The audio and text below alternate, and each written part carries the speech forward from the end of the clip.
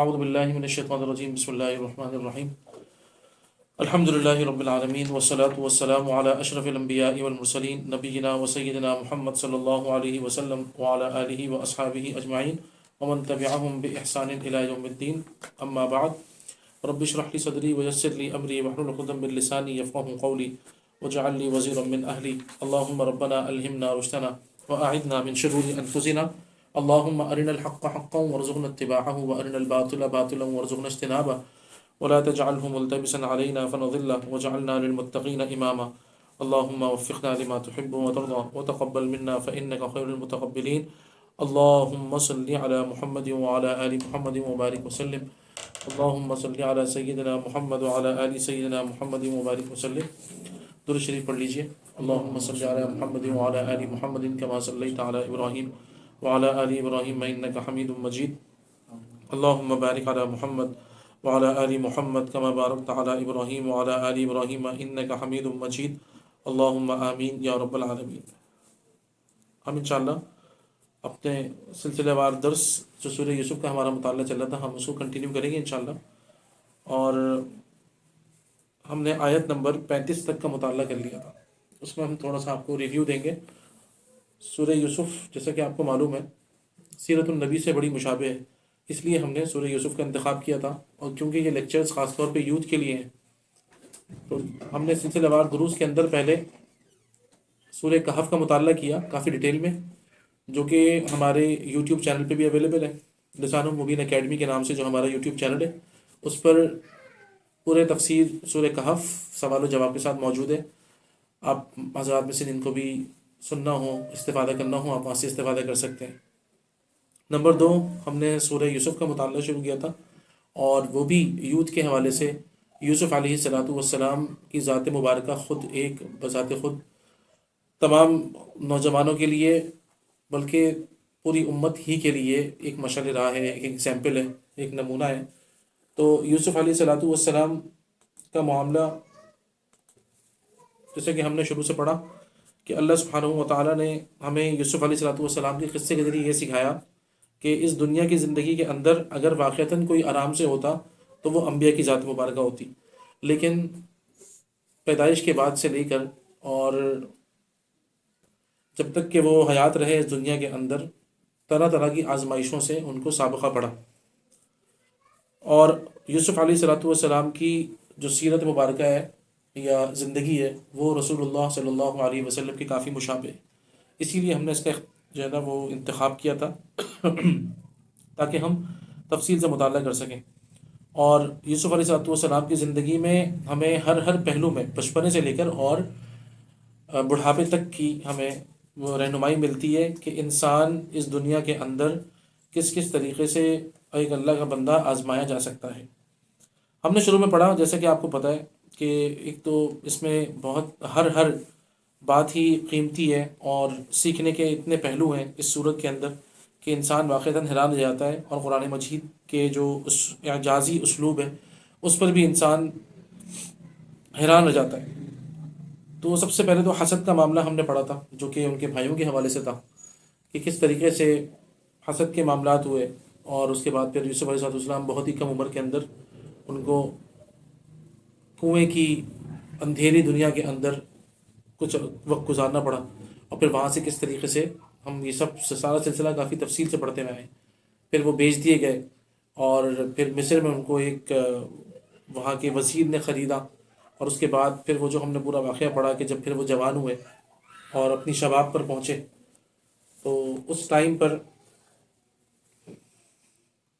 اللہ تعالیٰ نے ان کو پھر ان کے جس گھر میں وہ رہ رہے تھے اس سے آزمایا، اور وہ جو خاتون تھی وہاں پر وہ انہوں نے بہت زیادہ چاہا کہ کسی بھی طریقے سے وہ یوسف علیہ السلام کو پھسلائیں یا غلط روش کی طرف مائل کریں، لیکن اللہ سبحانہ و تعالیٰ نے اپنے نبی کو پاک کیا، اور اپنے نبی کو ان تمام برے اعمال سے پاک رکھا کہ جن کے اندر اکثر لوگ پڑ جاتے ہیں خاص طور پر۔ اور اس کے اندر اللہ تعالیٰ نے جو خاص طور پہ جو چیز ذکر فرمائی ہے وہ یہ کہ یوسف علیہ السلام نے فوراً اللہ تعالیٰ سے پناہ چاہی۔ سب سے پہلے انسان کا کام یہ ہوتا ہے کہ انسان فوراً اللہ کی پناہ میں آ جائے، جب انسان اللہ کی پناہ میں آ جاتا ہے تو اس کے بعد اللہ تعالیٰ واقعتاً کوئی نہ کوئی دلیل اس کے لیے نازل کرتے ہیں۔ تو بہت اہم چیز جو یہ تھی ہمارے سیکھنے کے لیے وہ یہ تھی کہ انسان پہلے فوراً اللہ سبحانہ و تعالیٰ کی حفاظت میں آئے، نہ یہ کہ اپنے آپ کو خود شیطان کے حوالے کر دے اور اس کے بعد یہ چاہے کہ وہ گناہ سے بچ جائے، یہ ممکن نہیں ہے۔ پہلے اللہ تعالیٰ کی پناہ مطلوب ہے کہ اللہ تعالیٰ کی پناہ میں انسان آئے، حفاظت مانگے، اور اس کے بعد اللہ سبحانہ و تعالیٰ انسان کو واقعتاً بچاتے ہیں۔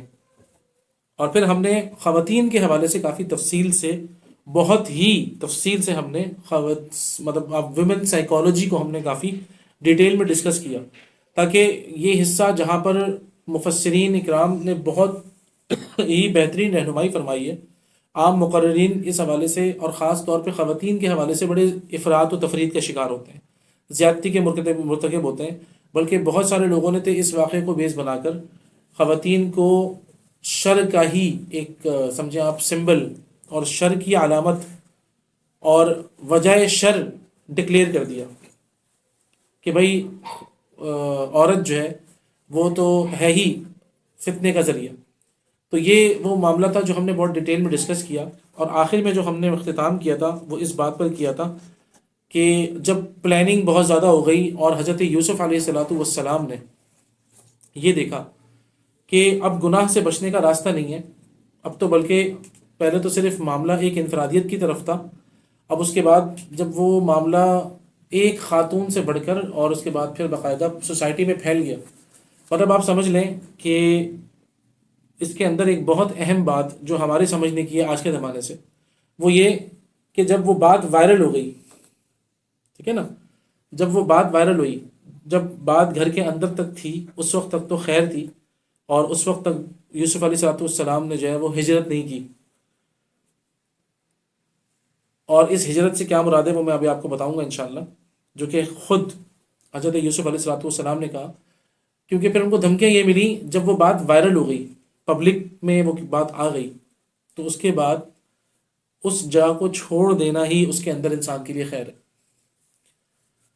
تو یہی دھمکی حضرت یوسف علیہ السلام کو ملی، اور جب حضرت یوسف علیہ السلام کو دھمکی ملی کہ دیکھو یا تو تم برا راستہ اختیار کرو یا پھر جیل کی خاک تمہیں چھاننی پڑے گی، تو یوسف علیہ السلام نے جیل جانے کو ترجیح دی۔ تو اس کے اندر بہت بڑا سبق ہے کہ فتنے کے اندر رہ کر فتنے کا مقابلہ کرنا یہ کوئی عقل مندی کا کام نہیں ہے، بلکہ فتنے سے دور رہنا یہ عقل مندی کا کام ہے۔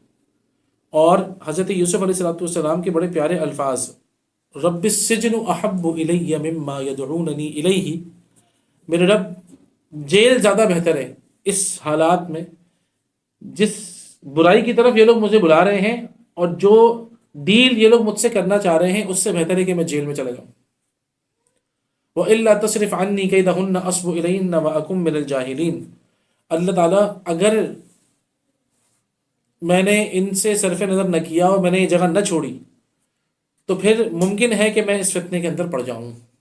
انتہائی اہم بات یہ، انتہائی اہم بات ہے کہ انسان اس جگہ کو چھوڑ دے، انسان وہاں سے ہجرت کرے، وہ مقام چھوڑ دے، وہ گیدرنگ چھوڑ دے، وہ جگہ چھوڑے جہاں پر وہ فتنے میں مبتلا ہو سکتا ہے۔ یہ یوسف علیہ السلام اور وَأَكُم مِّنَ الْجَاهِلِينَ، انسان کا سارا علم، اس کا سارا ٹیلنٹ وہ جہالت کی نظر ہو جاتا ہے، انسان زیرو ہو جاتا ہے فتنے کے اندر پڑھ کر۔ اور اس میں ایک بہت بڑی دلیل یہ ہے کہ فتنے میں پڑھنے کے بعد بڑے سے بڑا عالم اس کے اندر وہ جہالت کی اتنی نچلی سطح تک پہنچتا ہے کہ جس کی کوئی لمٹ ہی نہیں ہوتی۔ قرآن مجید ہی کے ذکر کرتے دوسرے واقعے کی طرف سے ہوتی ہے، سورہ اعراف میں جو اللہ پاک نے ذکر کیا، ایک بڑا عالم تھا ملعم بن باورا، تو اس کا بھی معاملہ یہ تھا کہ وہ خاتون کے چکر میں پڑ کر اور اس کے بعد وہ سارا علم جو اس نے حاصل کیا تھا وہ سب کا سب دھرا رہ گیا، اور وہ جہالت کے اندھیروں میں اتنا دور نکل گیا کہ جہاں سے واپسی بعض اوقات ممکن نہیں ہوتی ہے۔ تو یوسف علیہ السلام نے یہی بولا کہ اللہ تعالیٰ آپ مجھے ان کے مکر و فریب سے بچائیں، کیونکہ اب وہ اجتماعی مکر و فریب ہو چکا ہے اور یہ بات وائرل ہو چکی ہے۔ جب تک کہ بات گھر تک محدود تھی، آج تو ہم چاہتے ہیں کہ ہماری ویڈیوز، ہماری باتیں وائرل ہوں تاکہ ہمیں لائکس ملیں یا ڈس لائکس ملیں۔ انا للہ و انا الیہ راجعون، یہ بڑی خطرناک چیز ہے۔ یوسف علیہ السلام کا طرز عمل دیکھیں آپ، جیسے ہی بات وائرل ہوئی تو اپنے آپ کو جیل کے سپرد کر دیا، یہ ہم نے آخری سبق پڑھا تھا.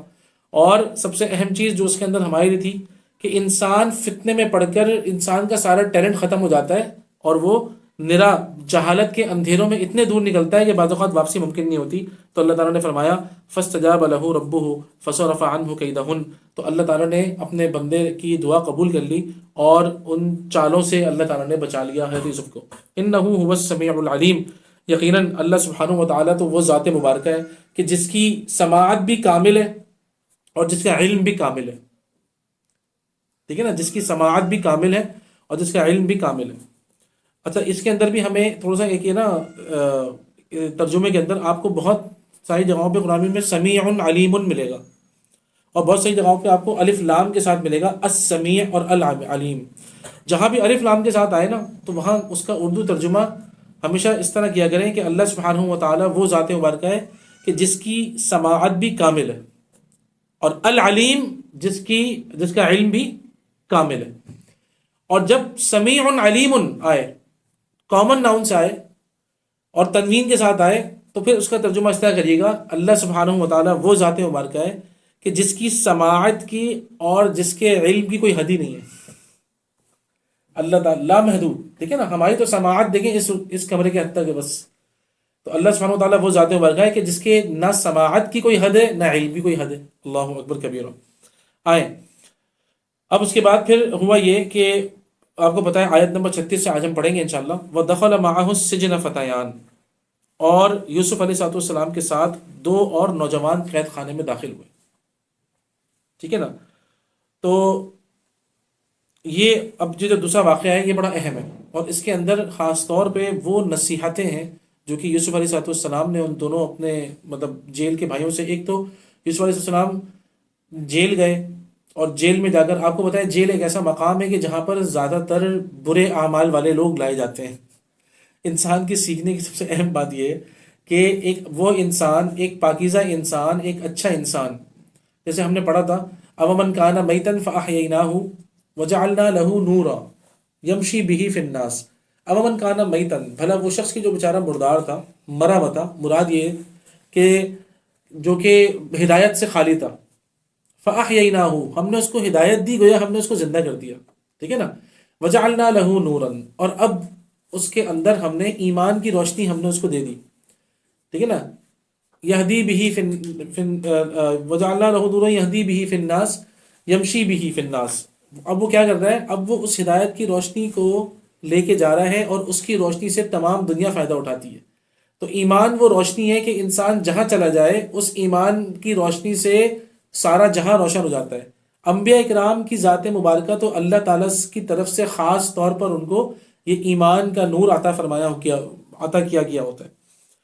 تو حضرت یوسف علیہ السلام اب جس جگہ پر ہیں آپ ذہن میں رکھیں ایک گندی جگہ ہے، بری جگہ ہے، برے اعمال والوں کی جگہ ہے. سارے کرمنلز جو سوسائٹی کے برے لوگ ہوتے ہیں وہاں لائے جاتے ہیں، سزائیں کاٹتے ہیں. اس جگہ پر یوسف علیہ السلام کو بھیج دیا گیا. تو وہاں پر اب ظاہری بات ہے وہ نبی ہے علیہ السلام. اتنا اچھا معاملہ ان کا رہا اور ان کے اپنے معاملات اپنے دوسرے ساتھیوں سے اتنے اچھے رہے کہ سب سے وہ بہت جلدی گل مل گئے، نمبر ایک. اور انہوں نے پھر اپنی دل کی باتیں بھی ان سے شیئر کرنا شروع کی. اور جب انہوں نے دیکھا کہ ہمارے درمیان ایک اتنی پیاری شخصیت موجود ہے کہ واقعتاً کہ جس کا کردار بہت ہی اعلیٰ ہے، جو بہت ہی اچھے اخلاق کا مالک ہے. اور اس کے اندر سب سے اہم بات یہ ہوتی ہے کہ ایک اچھا انسان، ایک ایمان والا جہاں جائے گا سب سے پہلے تو لوگ اس کے اخلاق سے متاثر ہوں گے.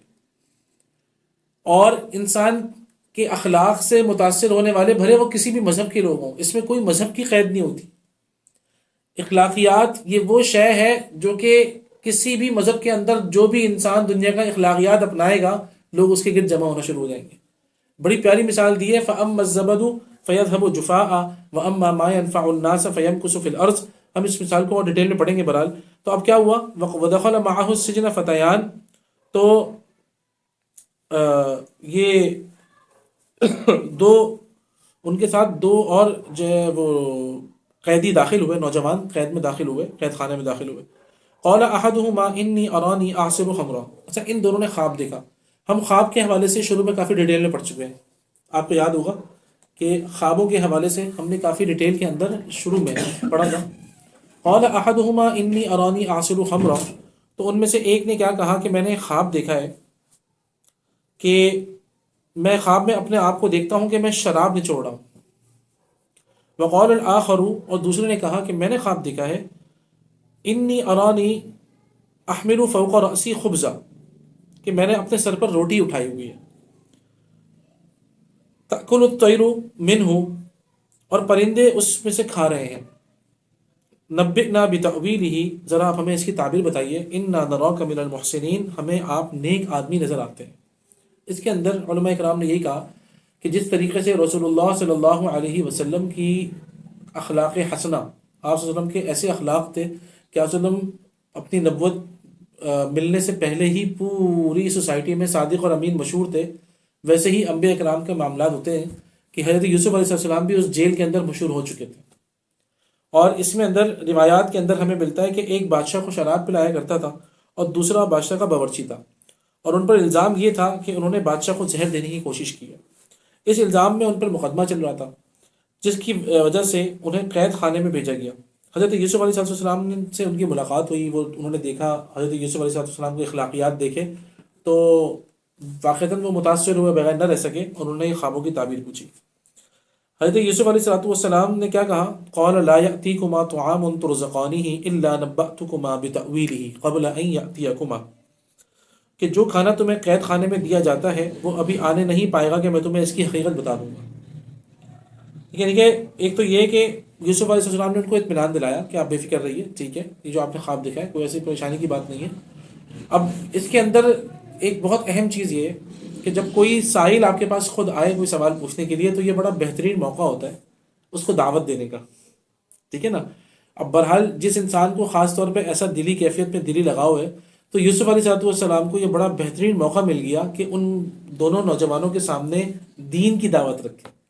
تو اس کے اندر داعی دین کی صفات بیان کی گئی ہیں کہ یوسف علیہ السلام نے فوراً اس موقع سے فائدہ اٹھایا کہ دیکھو انشاءاللہ اگلا کھانا جب آئے گا نا اس سے پہلے پہلے انشاءاللہ میں تمہیں بتا دوں گا کہ تمہارے خوابوں کی کیا تعبیر ہے. لیکن آؤ اس وقت تھوڑا سا ذرا میری بیٹھو، میری بات تو سنو، صحیح نا. تو یہ فوراً جو اصل بات تھی، اصل پیغام پہنچانے کے لیے یوسف علیہ السلام نے ان کو بٹھایا اپنے پاس، ٹھیک ہے. اور بعض مفسرین نے اس کا یہ مطلب بھی بیان فرمایا کہ اللہ تعالیٰ نے مجھے ایسا علم عطا فرمایا ہے کہ جو کھانا تمہیں جیل سے ملنے والا ہو اس کے آنے سے پہلے ہی میں تمہیں بتا سکتا ہوں کہ اس مرتبہ کون سا کھانا تمہیں دیا جائے گا.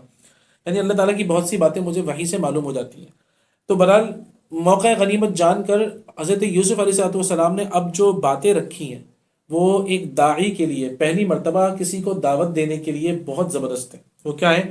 آئیں. ذالکما مما علمنی ربی، یہ اس علم کا ایک حصہ ہے جو میرے پروردگار نے مجھے دیا ہے. انی ترکت ملت قوم لا یؤمنون باللہ وہم بالآخرۃ ہم کافرون. مگر اس سے پہلے میری ایک بات غور سے سنو. بات یہ ہے کہ میں نے ان لوگوں کا دین چھوڑ دیا ہے جو اللہ پر ایمان نہیں رکھتے اور جو آخرت کے منکر ہیں. یہ دو چیزیں داعی اپنی جو بنیاد شروع کرے وہ نمبر ایک اللہ پر ایمان، یعنی کہ معرفت اللہ کی معرفت سے بات شروع ہونی چاہیے نمبر ایک.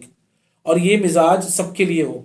توحید جو ہے نا اس کا سمجھا آپ، اس کا طالب ہر انسان ہے دنیا کا، بھلے وہ مسلمان ہو بھلے وہ غیر مسلم ہو. توحید ایک وہ چیز ہے کہ جو انسان کو سیدھا کرتی ہے. نمبر ایک توحید، اور نمبر دو عقیدہ آخرت. تو جب بھی ہم بات شروع کریں، جب بھی ہم دعوت شروع کریں، یعنی کہ اللہ تعالیٰ کی دین کی طرف کسی کو دعوت دینا شروع کریں تو ہمارے پاس بولنے کے لیے پہلے دو باتیں ہونی چاہیے. نمبر ایک اللہ پر ایمان، اور نمبر دو آخرت. کیوں؟ Sense of accountability. جب انسان کو اپنے محاسبے کا معاملہ یاد آتا ہے نا تو انسان لازماً ایک تو اس کے کان کھڑے ہوتے ہیں نمبر ایک، اور نمبر دو وہ عمل کے لیے تیار ہوتا ہے. جب تک کہ سینس آف اکاؤنٹیبلٹی انسان کے اندر ڈیولپ نہ ہو اس وقت تک انسان عمل کے لیے تیار نہیں ہوتا. تو اسی لیے جب بھی بات شروع کی جائے، خود انسان جب اپنے آپ سے بھی گفتگو کرے تو سب سے پہلے ایک تو اللہ تعالیٰ کی معرفت کی طرف جائے، اور نمبر دو عقیدہ آخرت. تو وہی کیا حضرت یوسف علیہ السلام نے بھی کہ دیکھو میں ایسی قوم کو چھوڑ کر آ چکا ہوں جن کا نہ اللہ پر ایمان ہے نہ آخرت کے دن پر ایمان ہے. واتبعت ملت آبائی ابراہیم و اسحاق و یعقوب، اور میں نے اپنے باپ دادا ابراہیم، اسحاق اور یعقوب کے دین کی پیروی کی ہے۔ ما کان لنا ان نشرک باللہ من شیء، نمبر ایک، سب سے پہلی بات وہ یہ کہ ہمیں یہ حق نہیں ہے کہ اللہ کے ساتھ کسی چیز کو بھی شریک ٹھہرائیں۔ ذالک من فضل اللہ علینا، یہ توحید کا عقیدہ، ذالک من فضل اللہ علینا، یہ ہم پر اور تمام لوگوں پر یہ اللہ کے فضل کا حصہ ہے۔ یہ توحید کا مل جانا، توحید کا عقیدہ ہونا، اللہ کو ایک ماننا، کسی کو اللہ کے ساتھ شریک نہ کرنا، یہ ذالک من فضل اللہ علینا، آپ یہ الفاظ نوٹ کریے گا، یہ اللہ تعالیٰ کا ہمارے اوپر خاص فضل ہے۔ وعلی الناس، یہ ہم پر اور تمام لوگوں پر اللہ تعالیٰ کا خاص فضل ہے، تو عقیدہ توحید۔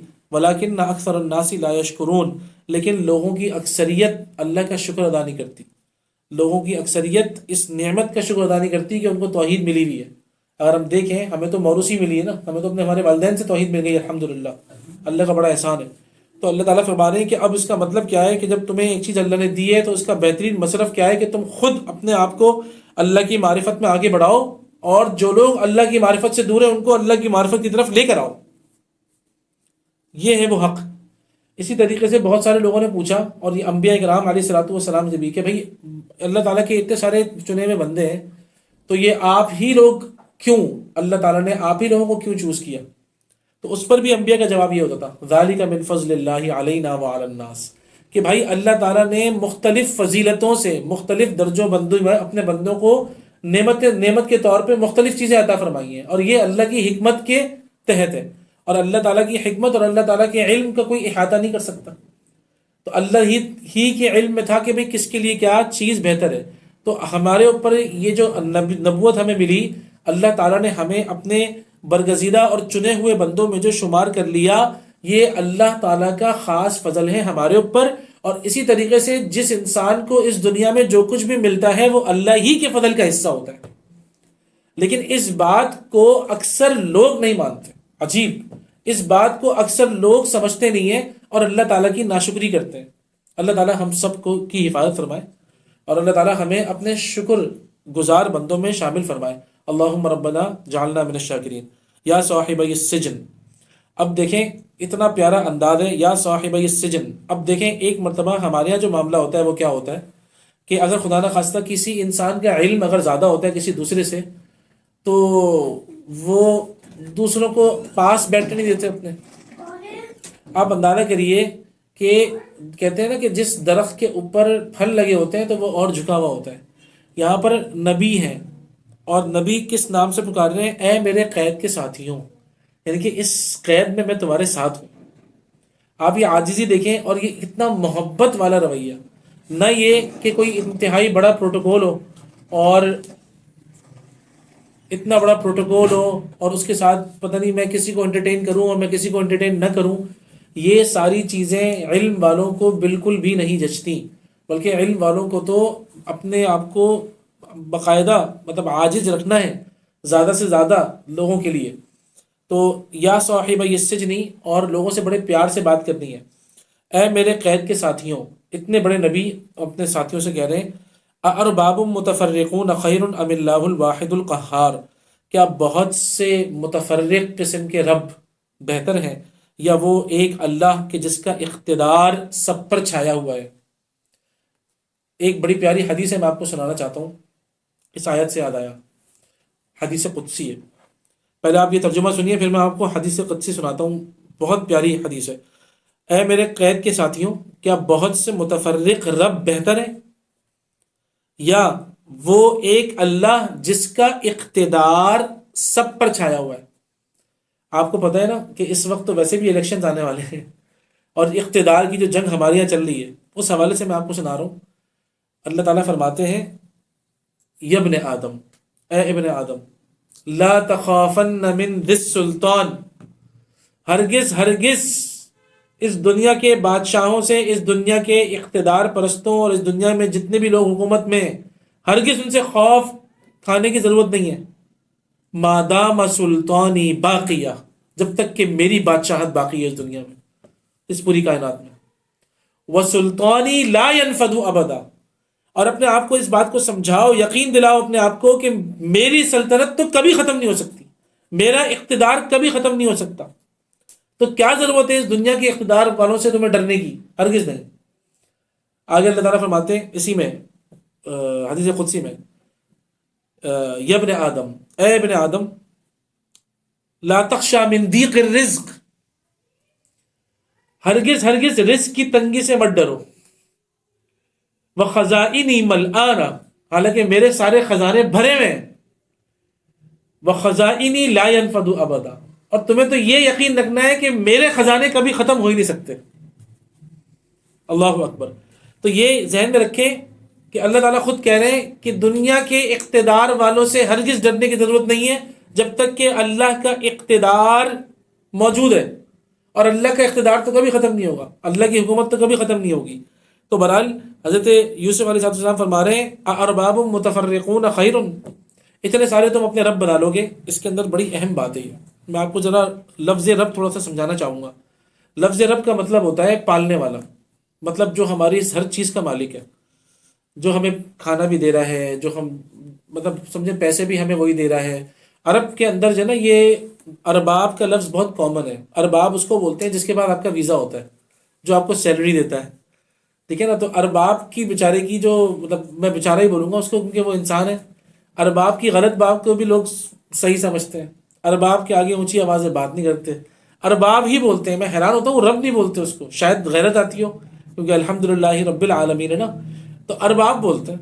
ارباب، ارباب کے نام سے۔ وہ ارباب کون ہے کہ جس کے پاس ویزا بھی ہے، جس کے پاس رزق کے سارے ذرائع، رزق کی جتنی فارمز ہو سکتی ہیں نا، وہ ارباب کے ہاتھ میں ہوتی ہیں ظاہری طور پر۔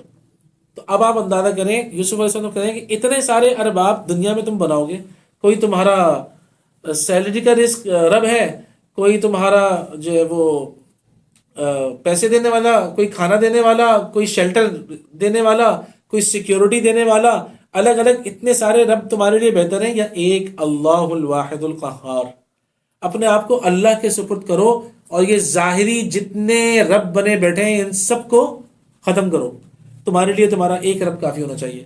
تو اے میرے جیل کے ساتھیوں، اے میرے قید خانے کے ساتھیوں، کیا بہت سارے متفرق رب بہتر ہیں، یا ایک وہ رب کے جو تمام، جس کے پاس ساری تمام اقتدار ہے، جس کا اقتدار سب پہ چھایا ہوا ہے؟ ما تعبدون من دونه الا اسماء سمیتموها، اس کے سوا جس کی تم عبادت کرتے ہو ان کی حقیقت چند ناموں سے زیادہ نہیں ہے، اور وہ بھی تم نے اور تمہارے باپ دادوں نے خود اپنے پاس سے رکھے ہوئے، اللہ تعالیٰ نے تو کوئی دلیل نازل نہیں کی ہے۔ ما انزل اللہ بہا من سلطان، اللہ سبحانہ و تعالیٰ نے تو ان کے بارے میں کوئی دلیل نازل نہیں کی، تو تم نے خود ہی سے نام رکھے، خود ہی جو تمہاری اپنے نفس سے ہی نام رکھ لیے تم نے، اور خود ہی سے عبادتیں شروع کر دی، خود ہی سے سارے مراسم بھی طے کر لیے، اور اس کے بعد اب ان کے آگے خود ہی ذلیل بھی ہو رہے، اور اللہ تعالیٰ کی طرف سے اس میں کوئی نازل کردہ کوئی شے نہیں ہے، تم نے کہاں سے بنا لی ہے؟ ان الحکم الا للہ امر اللہ تعبدوا الا ایاہ ذالک الدین القیم۔ یہ بات سمجھنے کی بہت اہم ہے کہ جب انسان کو یہ واقعہ یہ سمجھ میں آ گیا کہ اس وقت جتنے بھی الٹے سیدھے رب یا خدا لوگوں نے بنائے ہوئے ہیں، بھلے وہ انسانوں کو بنایا ہو، بھلے وہ سسٹم کو بنایا ہو، بھلے وہ کسی بھی شے کو بنایا ہو، جب اتنے ساری چیزیں انسان جو ہے وہ اللہ تعالیٰ کو چھوڑ کر بنائے گا، تو اب جب انسان کو یہ سمجھ میں آ گیا کہ یہ سب انسانوں کے بنائے ہوئے ہیں، تو ایک بات ذہن میں رکھو، ان الحکم الا للہ، حاکمیت اللہ کے سوا کسی کو حاصل نہیں ہے۔ یہ ذہن میں رکھو کہ حکم دینے کا اختیار صرف اللہ کے پاس ہے، اور امر اللہ تعبدوا الا ایاہ، اسی نے یہ حکم دیا ہے کہ اس کے سوا کسی کی عبادت نہ کرو۔ ذالک الدین القیم، یہی سیدھا سیدھا دین ہے، دو اور دو چار کی طرح، یہی سیدھا دین ہے، اس کے علاوہ اور کوئی الٹی سیدھی بات یا کوئی دلیل نہیں۔ ولیکن اکثر الناس لا یعلمون، لوگوں کی اکثریت اس سے لا علم ہے، لوگوں کی اکثریت نہیں جانتی۔ اس میں ایک اور پیغام یہ بھی ہے کہ لوگوں کی اکثریت اگر نہیں جانتی ہے، جتنا ہماری بس میں ہے، طاقت میں ہے، ہم لوگوں تک یہ پیغام پہنچائیں۔ اور یہ وہ خطرناک شے ہے کہ جب ہم اس کے اوپر ضرب لگاتے ہیں، آپ کو پتہ ہے کہ انشاءاللہ ہم آگے اور پڑھیں گے، ہمارا نوجوان بڑا پھسل جاتا ہے اس حوالے سے کہ بھئی حکم دینے کا اختیار اگر صرف اللہ کے پاس ہے تو بہرحال انسان کو تو جائز ہی نہیں ہے، انسان کے لیے تو جائز نہیں ہے کہ کوئی حکم دے اللہ کے حکم کے آگے، اور اسی کو تو ہم شرک کہتے ہیں نا. ہم پچھلے پڑھ کے بھی آئے سورہ مائدہ میں، اللہ فرماتے ہیں وَمَن لَّمْ يَحْكُم بِمَا أَنزَلَ اللَّهُ فَأُولَٰئِكَ هُمُ الْكَافِرُونَ. جو کوئی بھی اللہ تعالیٰ نے جو حکم نازل کیا ہے اس کے اگینسٹ میں کوئی فیصلہ کرے تو فَأُولَٰئِكَ هُمُ الْكَافِرُونَ، ایسے لوگ تو کافر ہیں. لیکن معاملہ کیا ہے، ہمارے یہاں بھی یہ بڑا بڑا لکھ کے لگا دیا گیا ہے کہ اللہ تعالیٰ کے حکم کے خلاف کچھ نہیں ہوگا، بس یہ لکھ کے لگا دیا ایک تبرک کے طور پر، اور باقی جتنے نیچے کام ہو رہے ہیں وہ سب کے سب انسان اپنی مرضی سے چلا رہا ہے. یہ اللہ تعالیٰ سے کھلی بغاوت ہے. اللہ ہم سب کی حفاظت فرمائے. اللہ تعالیٰ فرما رہے ہیں اگر یہ تمہارے پاس نہیں ہے کہ حکم کا اختیار اللہ کے علاوہ کسی اور کے پاس ہے، اور اللہ تعالیٰ نے حکم دیا ہے کہ تم اس کے علاوہ کسی کی عبادت نہ کرو، ذالک الدین القیم، یہ سیدھا سیدھا دین یہی ہے. اگر یہ اس کے علاوہ ہے، اگر کچھ اور معاملات ہیں تو انسان کو فکر کرنی چاہیے. ولیکن اکثر الناس لا یعلمون، لیکن لوگوں کی اکثریت علم نہیں رکھتی. اب اس کے بعد انہوں نے یہ بھی بتا دیا تو ہم یہ پڑھ لیتے ہیں. یہ دیکھیں آپ کہ حضرت یوسف علیہ السلام نے اپنے دونوں قید کے ساتھیوں کے سامنے توحید کی بات رکھی، آخرت کی بات رکھی، اور اللہ سبحانہ و تعالیٰ کی حاکمیت، اللہ سبحانہ و تعالیٰ کی ربوبیت، الوہیت، سب کچھ آپ دیکھیں کتنے پیارے انداز سے سمجھائی کہ ایک عام آدمی کو انسان شروع ہی اس سے کرے کہ بھائی اپنی زندگی میں سب سے پہلے فیصلے کا اختیار اللہ کو دو. یہ جو فیصلے کا اختیار، ایک اور بڑا مغالطہ ہوتا ہے ہمارے لوگوں کو کہ ہم ڈائریکٹ حکومت کے لیول پہ جاتے ہیں. سب سے پہلے یاد رکھیے گا کہ وہ جو اللہ کا حکم ہے سب سے پہلے میں اپنے اوپر نافذ کروں گا، اپنے گھر پہ نافذ کروں گا، اپنے بچوں پہ نافذ کروں گا کہ دیکھو اللہ کے حکم کے علاوہ اور کسی کا حکم نہیں چل سکتا، نہ میری ذات پر نہ میرے گھر پر. جب ہم یہاں سے بات شروع کریں گے نا انشاءاللہ، آپ دیکھیے گا اس کے ثمرات پھر آگے آگے بڑھتے ہیں. ایک دم ایسا نہیں ہوتا کہ میں نے ایک آیت پڑھی اور اس کے بعد میں اپنے آنکھوں سے دیکھا بھی میرا معاشرہ تو پورا کفر کے اوپر ہے، میں اس کے خلاف جہاد بلند کروں. نہیں، یاد رکھیے گا سب سے بڑا جہاد ہی انسان کو اپنے آپ کو سیدھا کرنا ہے. آپ دیکھیں جو انسان بھی اپنے آپ کو سیدھا کرنے نکلتا ہے اس کو لگ پتہ جاتا ہے کہ واقعتاً دنیا کا سب سے مشکل ترین کام ہی اپنی اصلاح ہے. یہ بہت عجیب لیکن تلخ یہ حقیقت ہے، بالکل حقیقت ہے. اور انسان اپنے گھر سے یہ شروع کرے معاملہ تو اللہ تعالیٰ خود اس کو آگے لے کے جانے والی ذات بھی اللہ ہی کی ہے، کیونکہ دین اللہ تعالیٰ کا ہے. اگر ہم نے اس کو کراس کیا، اگر ہم نے اس کو ایک دم جمپ مار کے ہم ڈائریکٹ حکومت پہ چلے گئے، یہ ہمارا بہت بڑا مغالطہ ہے، یہ بہت بڑی غلطی ہے. ہمارے نوجوانوں سے آج کے زمانے میں غلطی ہوتی ہے، وہ کیا ہوتی ہے؟ کسی کا بھی کوئی ایک لیکچر سنا، کہیں بھی کوئی ایک کسی پبلک اسپیکر نے توحید کے اوپر لیکچر دیا یا سسٹم کے اوپر لیکچر دیا تو وہ سارے کے سارے نوجوان لڑنے مرنے کو تیار ہو گئے. یہ شیطان کا دھوکہ ہے، یاد رکھیے گا، بہت بڑا دھوکہ ہے. سب سے اہم چیز کیا ہے کہ ہم اللہ کے حکم کو سب سے پہلے اپنی ذات پہ نافذ کریں. نمبر ایک، اپنے گھر میں نافذ کریں. یہ کام سب سے زیادہ مشکل ہے.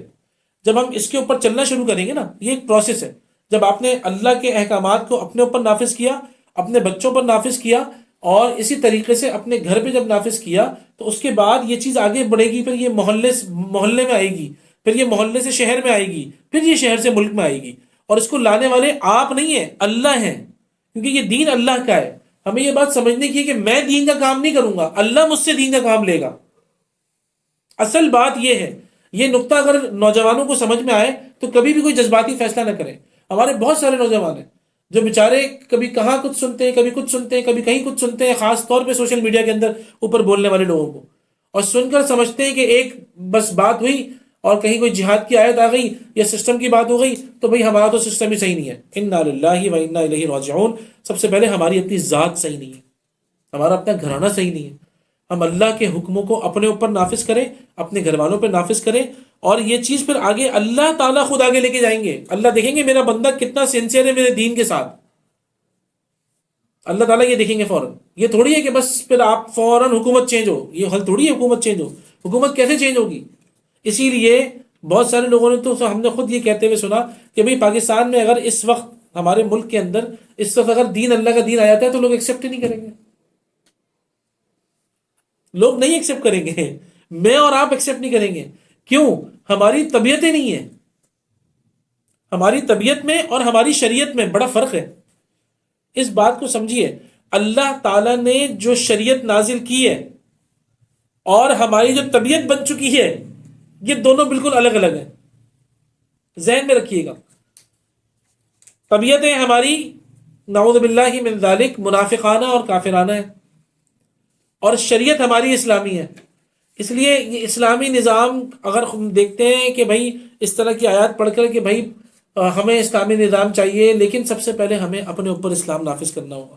جب ہماری طبیعت اور ہماری شریعت یہ ایک ہو جائے گی نا انشاءاللہ، آپ خود دیکھیے گا پھر اسلام کو کوئی نہیں روکے گا، ٹھیک ہے نا۔ ایک بڑی پیاری آیت ہے قرآن مجید کی، وَنُيَسِّرُكَ لِلْيُسْرَى، اے نبی صلی اللہ علیہ وسلم ہم کیا کریں گے، اللہ تعالیٰ کی جو ہے نا انعامات میں سے ایک بہت بڑا جو انعام ہے نا وہ یہ ہے کہ اللہ تعالیٰ نے اپنے نبی صلی اللہ علیہ وسلم کو فرمایا، اے نبی ہم آپ کے اوپر ایک احسان کیا کریں گے بتائیں، ہم آپ کے لیے یسرا آسان کر دیں گے۔ یسرا کہتے ہیں اسلامی شریعت کو، یعنی کہ شریعت جو ہے نا وہ آپ کی طبیعت بن جائے گی، جو اللہ نے نازل کیا ہے آپ کا دل بھی وہی چاہے گا۔ یہ بہت بڑی بات ہے، یہ چھوٹی موٹی بات نہیں ہے بھائی، کہ اللہ نے جو نازل کیا ہے میری طبیعت ویسی ہو جائے۔ آپ سوچیں، شریعت طبیعت بن جائے، یہ اللہ کا بہت بڑا انعام ہے، یاد رکھیے گا، ٹھیک ہے نا۔ تو اسی لیے ان باتوں کو سمجھیں، اور خاص طور پہ جہاں کہیں بھی ایسی آیات آئیں تو یہ ذہن میں رکھیے گا، انسان اپنے اوپر دین کو نافذ کرے، اپنے گھر والوں کے اوپر دین کو لائے، اور پھر اللہ سبحانہ و تعالی خود اس سے دین کا کام آگے جا کے لیں گے، اور خود اللہ تعالیٰ پھر جہاں کہیں بھی انشاءاللہ، اور جب میجورٹی کے اندر انشاءاللہ لوگوں کی اصلاح ہوگی اور لوگ اپنے آپ کو بدلیں گے، اپنی طبیعتوں کو بدلیں گے، آپ خود دیکھیے گا انشاءاللہ کہ معاشرہ آہستہ آہستہ بدلنا پھر شروع ہوتا ہے۔ ان اللہ لا یغیر ما بقوم حتی یغیروا ما بانفسہم، اللہ تعالیٰ کا اصول ہے، یہ اصول ختم نہیں ہو سکتا۔ اللہ تعالیٰ نے کسی قوم کی حالت اس وقت تک نہیں بدلی ہے جب تک کہ انہوں نے اپنی حالت کو نہیں بدلا۔ شریعت اور طبیعت، یہ آپ سمجھیں، آپ آج کا میسج لیں انشاءاللہ، پھر ہم اس واقعے کو اور تفصیل سے اگلے ہفتے پڑھیں گے۔ اللہ تعالیٰ سے دعا ہے اللہ سبحانہ و تعالیٰ ہمیں دین پر مکمل عمل کرنے کی توفیق عطا فرمائے، اپنے آپ پر اللہ تعالیٰ کے جتنے احکامات ہیں ہم اس کو نافذ کریں، اپنے بچوں پر اپنے گھر والوں پہ نافذ کریں، اور اللہ تعالیٰ ہم سے دین کا کام لے، اور وہ دن بھی آئے گا انشاءاللہ کہ ہم اپنی آنکھوں سے ہم دین کی سربلندی اپنی آنکھوں سے دیکھیں، اسلامی شریعت کا نفاذ ہم اپنی آنکھوں سے دیکھیں انشاءاللہ تعالی۔ اللہم انصر من نصر دین محمد صلی اللہ علیہ وسلم وجعلنا منہم، واخذل من خذل دین محمد صلی اللہ علیہ وسلم ولا تجعلنا منہم۔ جزاکم اللہ احسن الجزاء فی الدنیا والآخرہ۔ سبحانک اللہم وبحمدک، نشہد ان لا الہ الا انت، نستغفرک ونتوب الیک۔